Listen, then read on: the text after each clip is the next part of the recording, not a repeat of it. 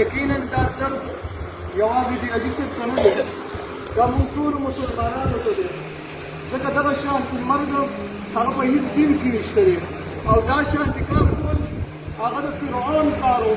کله چې محمد رسول الله صلی الله علیه وسلم د معراج په شپه باندې بر اسمانونو وختلو، جبریل علیه السلام ته وایي ما یو خوشبو محسوس کړه، دا خوشبو د څه شي ده؟ هغه ورته وویل دا خو د ماشطې ده. ویل ماشطه څوک ده؟ هغه ورته ویل دا د فرعون وینځه وه. کله چې د هغه لور سترګو منظورو په منځ کې نه پرېوتله، نو هغې هغه په منځ راواغېستل، بسم الله. نو دا لور یې ورته وایي، د فرعون لور ورته وایي ویل آیا دا زما پلار یادوي؟ ورته وایي نه دا الله یادوم چې ستا د پلار هم رب دی، زما هم رب دی او ستا هم رب دی. هغه ورته وایي ویل دا خبره د پلار نه ورسومه؟ ویل بلکل ورته ویې رسوه. فرعون ورته ویل تا زما نه علاوه بل الله نیولی دی؟ ویل آو هغه زما هم رب دی او ستا هم. ولې د دې عقیدې نه منه شه، ګینې اور ته به دې واچومه. هغه ورته وویل نه منه کېږم.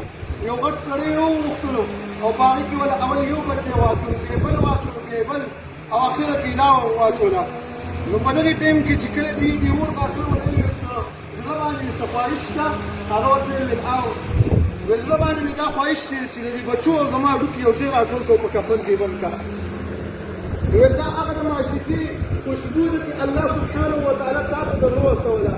څوک دې دا نه وایي زه به مړی وکړم، هغه به په دې باندې پټ کړم چې یاره وبه یې سوځومه. والله که په دې باندې پټېږي، که پټېدلې ماشطه به پټه شوې وې، لیکن بهترینه زنانه په دې باندې دومره اوچت شهادت الله ورکړو چې د هغې خوشبو الله رب العالمین محمد رسول الله صلی الله علیه وسلم ته ورسوله. د هغې واقعه جبریل علیه السلام محمد رسول الله صلی الله علیه وسلم ته په اسمانونو کې بیانې، دا نه پټېږي. که چېرته پټ پاتې کېدلې، د اصحاب البروج واقعه قرآن کریم کې الله رب العالمین بیان کړې ده، هغه به چېرته کې پټه پاتې شوې وه چې هغه سړي باچا و، اور یې بل کړو، خلک یې کندې ته واچول. په دې باندې څوک پټ نه پاتې کېږي. الله سبحانه وتعالی به ضرور راښکاره کوي.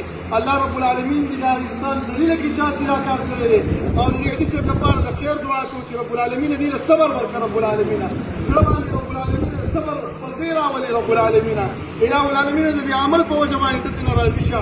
هغه اوچته شهیده ده، الله سبحانه وتعالی به جنت ته وتړي. الله دې په دې پردې باندې رحم وکړي. الله دې دې غم په خوشحالۍ باندې بدل کړي، او څوک چې په دغه کار کې شامل شوي رب العالمین دې ذلیل او رسوا کړي.